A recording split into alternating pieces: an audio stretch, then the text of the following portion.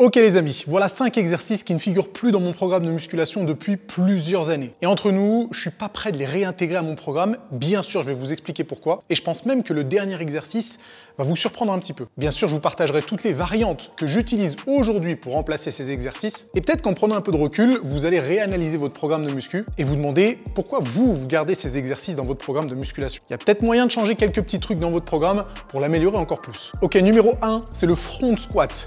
Le front squat ou le squat avant, j'en ai bouffé pendant des années. Et j'étais plutôt bon à ça, hein. Je pouvais faire des séries de 10 à 140 kg et des séries de 6 à peu près à 150 kg. Je le plaçais à presque chacune de mes séances jambes parce que j'étais persuadé que c'était un exercice supérieur pour les quadriceps. Pourquoi je pensais ça? Grâce à notre bon vieux Ronnie Coleman. Quelques années après avoir commencé la musculation, je trouvais que le bas de mes quadriceps était un peu sous-développé par rapport au reste. À l'époque, je savais pas du tout qu'on pouvait avoir des muscles plus ou moins courts ou longs, qu'on pouvait avoir une zone tendineuse plus ou moins courte ou longue, et que du coup, l'aspect de nos muscles pouvait être très différent. Donc je cherchais des exercices pour développer le bas des quadriceps, ce qui entre nous est impossible. Et je tombe sur un article de Ronnie Coleman vantant les mérites du squat avant comme étant un exercice merveilleux pour le vaste interne du quadriceps, ou le muscle qu'on appelle maintenant le vaste médial, il me semble. Donc j'ai suivi de manière bête et méchante les conseils de Ronnie Coleman et je me suis tué au squat avant. Alors certes, mes quadriceps se sont développés, mais comme vous vous en doutez, il n'y a pas eu un développement plus important sur le bas des quadriceps, parce que je le rappelle, c'est quelque chose d'impossible. Et le développement du bas de votre quadriceps, c'est largement dû à la génétique. Mais au final, si c'est un bon exercice, pourquoi je ne l'ai pas conservé dans mon programme de muscu? Premièrement, sur le front squat, la mise en place est laborieuse. Et moi, évidemment, je le faisais en mode Ronnie Coleman, c'est-à-dire avec les bras croisés pour tenir la barre, et pas en mode haltérophilie avec les deux mains sous la barre. Ce que j'aurais dû faire, j'aurais dû m'habituer et travailler ma souplesse articulaire pour être à l'aise avec cette position. Mais je l'ai pas fait, du coup la barre reposait sur un seul côté de ma clavicule, ça m'a créé une cale osseuse et maintenant poser la barre dessus, c'est hyper douloureux, donc je le fais plus. Mais en réalité, c'est surtout parce que j'ai découvert qu'un squat avant n'était pas automatiquement plus ciblé sur les quadriceps qu'un squat classique. Et c'était surtout la position du buste et des genoux qui allait faire que vous sollicitiez plus ou moins les quadriceps. Donc je me suis mis à faire du squat classique, mais en focus quadriceps, c'est-à-dire avec les talons largement surélevés, avec la barre bien haute sur les trapèzes, et vraiment en essayant de pousser les genoux le plus loin possible. Je sais, ça va peut-être à l'encontre de ce que certains coachs disent, mais je l'ai expliqué dans une précédente vidéo que vous pourrez trouver quelque part sur l'écran, que c'est pas parce que vous faites du front squat que ça va automatiquement travailler les quadriceps. Et puis en plus de ça, maintenant j'ai accès à des machines comme du hack squat et du squat pendule qui sont incroyables pour solliciter les quadriceps sans être obligé de se casser la tête à s'étouffer avec une barre et à se bousiller les clavicules. De toute façon, je crois que le front squat, c'est plus un exercice très à la mode parce que je le vois plus du tout en salle de sport. Probablement parce que beaucoup de coachs, dont je fais partie, mettent en avant l'utilisation de super machines comme le hack squat et le squat pendule. Donc au final, c'est pas plus mal. Je serais curieux de savoir si vous continuez à faire du front squat dans votre séance quadriceps. Il y a effectivement des exercices que j'ai supprimés de mon programme de muscu, mais il y a des vêtements que j'ai intégrés à mes séances de muscu. Cette vidéo est sponsorisée par Gymshark. Vous le savez, ils me soutiennent depuis de nombreuses années. Et puis c'est le bon moment pour se refaire une petite garde-robe pour la rentrée. Vous retrouverez ma tenue sur le site, je porte le haut de la collection 315. La coupe est géniale, c'est un peu resserré sur les bras. Du coup, ça fait ressortir un peu les biceps et les triceps. Le bas que je porte sur les démonstrations d'exercices est aussi dispo sur le site Gymshark. Vous pouvez cliquer sur le premier lien dans la description pour faire vos achats. D'ailleurs, si vous cliquez maintenant dessus, il y a un nouvel onglet qui s'ouvre. Vous pouvez terminer cette vidéo et faire votre shopping après. Encore une fois, un grand merci à ceux qui le feront. C'est un énorme soutien à la chaîne et ça me permet de continuer à poster des vidéos aussi régulièrement. Donc, cliquez sur le premier lien dans la description. Le deuxième exercice qui a totalement disparu de mon programme de musculation, c'est le rowing buste penché en focus grand dorsal. Je continue à faire du rowing buste penché pour les trapèzes, mais j'ai totalement abandonné le rowing buste penché à la barre pour le grand dorsal, alors qu'avant, c'était exclusivement ce que je faisais. Le rowing buste penché, je le mettais jamais pour les trapèzes, je le faisais toujours pour les dorsaux. Et en réalité, maintenant, je trouve que c'est un peu une erreur. Pour moi, pour avoir un travail optimal du grand dorsal, il vaut mieux travailler en unilatéral, que ce soit avec des tirages horizontaux ou verticaux. Vous aurez une plus grande facilité de maîtrise en travaillant un bras après l'autre, puisque vous pouvez modifier un petit peu la position de votre corps pour que du coup la trajectoire du mouvement soit alignée avec la trajectoire des fibres musculaires, chose qu'il est impossible de faire lorsque vous travaillez les deux bras en même temps. Du coup, avec le recul, mon rowing buste penché, qu'en plus je faisais en pronation et pas vraiment en supination parce que je pense ne pas avoir la souplesse articulaire au niveau des poignets, mon rowing buste penché me travaillait probablement les érecteurs du rachis, donc le bas du dos, le long dorsal, etc. Probablement aussi le deltoïde postérieur, probablement un tout petit peu de trapèze, mais c'était absolument pas optimal pour le grand dorsal. Du coup, aujourd'hui, tous les tirages horizontaux En focus grand dorsal, je l'ai fait de manière unilatérale. Ça peut être avec des machines spécifiques, ça peut être évidemment à la poulie, ou ça peut être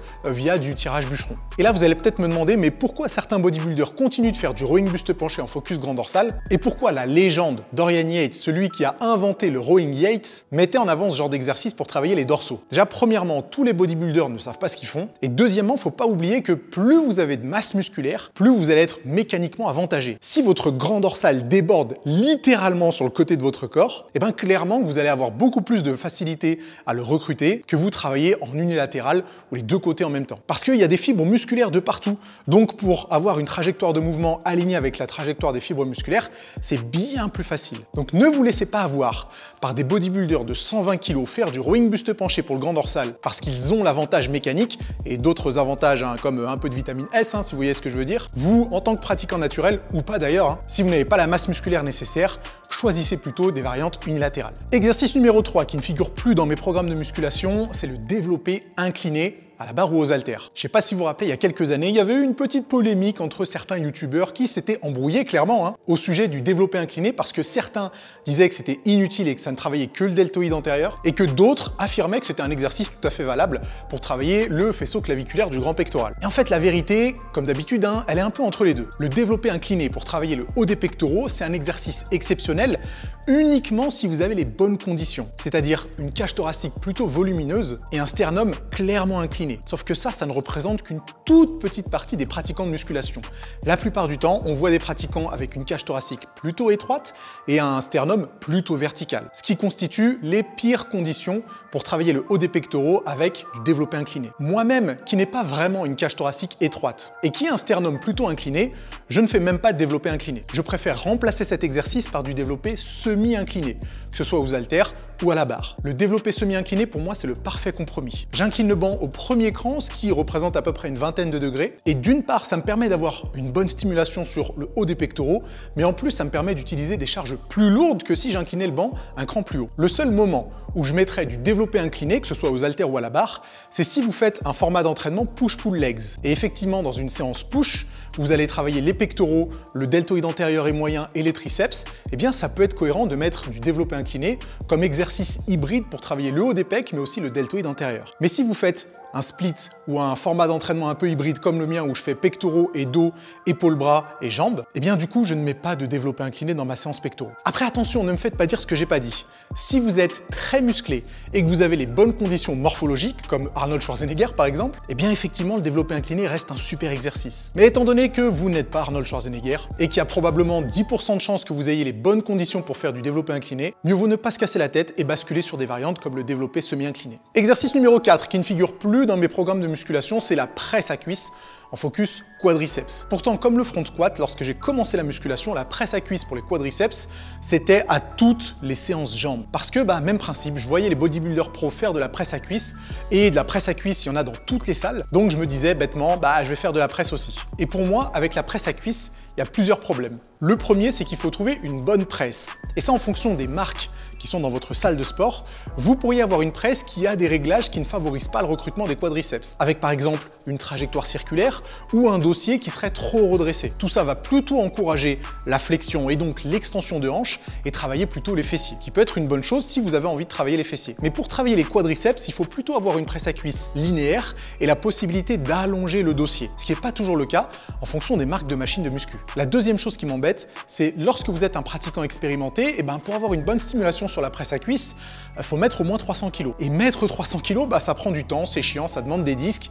Et en fonction de la salle où vous allez vous entraîner, ça peut devenir une vraie galère. Quand à côté, on a de merveilleuses machines comme le hack squat, le squat pendule ou même une Smith machine, je vois pas vraiment l'intérêt d'intégrer la presse à cuisse à une séance quadriceps. Alors attention, encore une fois, comme pour le développé incliné, je dis pas que c'est un mauvais exercice. Si vous avez les bonnes conditions morphologiques, c'est-à-dire des petits fémurs et une mobilité articulaire plutôt intéressante au niveau de la hanche, eh bien effectivement, il se pourrait que vous sentiez très bien les quadriceps sur de la presse. Mais si vous êtes à l'autre extrémité du spectre, c'est-à-dire mobilité articulaire pas terrible et puis long fémur, vous n'avez rien à foutre sur une presse à cuisse. La seule variante de presse à cuisse que je pourrais continuer à faire pour les quadriceps, c'est la presse à cuisse cannonball. Le principe, c'est de mettre les pointes de pied tout en bas de la plateforme, de ne jamais utiliser les talons, donc les talons décollent largement lorsque vous faites l'exercice, qui va encourager la flexion de genou, puis solliciter un petit peu plus les quadriceps. En plus de de ça, sur cette variante, on n'est pas obligé de trop charger la presse, donc ça peut en faire un exercice sympa. Cinquième et dernier exercice, écoutez bien avant de m'insulter dans les commentaires. Un exercice qui ne figure plus dans mon programme de muscu, c'est le curl incliné pour les biceps. Avant que vous commenciez à crier, le curl incliné est un très bon exercice.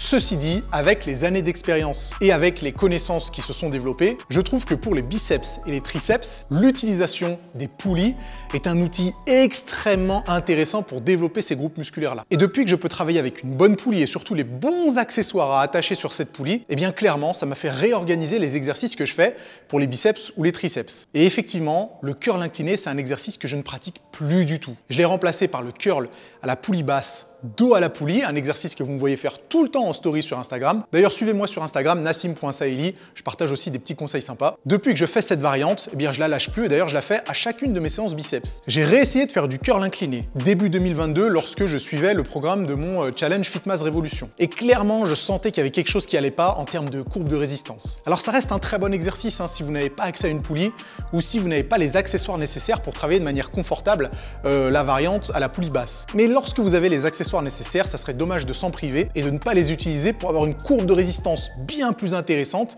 et de pouvoir travailler sur toute la longueur de l'amplitude. Ça, je peux vous dire que niveau sensation, ça change absolument tout. Donc tant que j'aurai accès à des poulies et à mes accessoires, je peux vous dire que le curl incliné, je suis pas prêt de le remettre dans mes séances de muscu. Les amis, c'est tout pour aujourd'hui. Si vous avez des questions plus précises sur certains de ces exercices, posez-les dans les commentaires. On n'oublie pas de mettre un gros pouce en l'air, de s'abonner à la chaîne et nous, on se retrouve très vite pour d'autres conseils. À plus.